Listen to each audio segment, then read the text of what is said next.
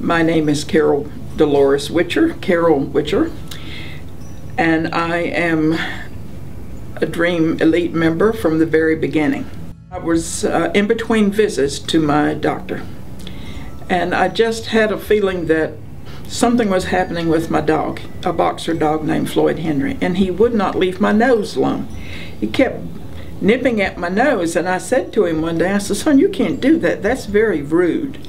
So he stopped and looked at me, and then we were sitting on the sofa. I was on the sofa, and he was between my legs hugging up to me. And he looked at me and pushed against my left breast, and I said, "What are you doing?" And he pushed against my left breast. It didn't do anything, didn't hurt anything. Then he pushed against my right breast, and he pushed again, and took his foot and tried to paw my breast. At that moment, I knew instantly that I had breast cancer. So that was what prompted me to make arrangements to come to Emory in Atlanta and go through their process of testing. And that's where I was tested and found out that I did indeed have stage 3 breast cancer, and it was rapidly growing. I had a 15-minute pity party. I love Barnes & Noble, so I took myself immediately to Barnes & Noble, and I sat outside, and I had a 15-minute cry period of, I didn't plan things this way, you know, I really would like to do something different and get this little bump in the road out of the way.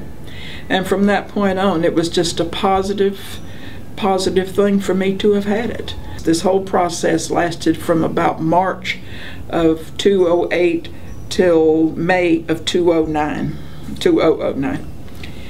And all that process, I was in cancer treatment of some type, either chemistry, I had 26 days of radiation, and then the surgery, which was July 25th of 2008. And then I've been declared cancer-free from that point on, which brings me to my 6-year period of time that I've been cancer-free. I want them to understand it's not a death sentence.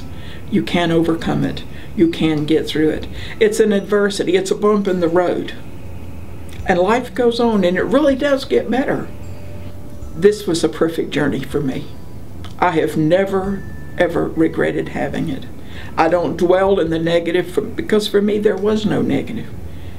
And sometimes I have to be truthful. I almost feel guilty that I don't have a deep remorse for ever having it. But by the same token, I feel like this was a journey that somebody else could learn, somebody else could look at me and say, if that woman can do it, so can I.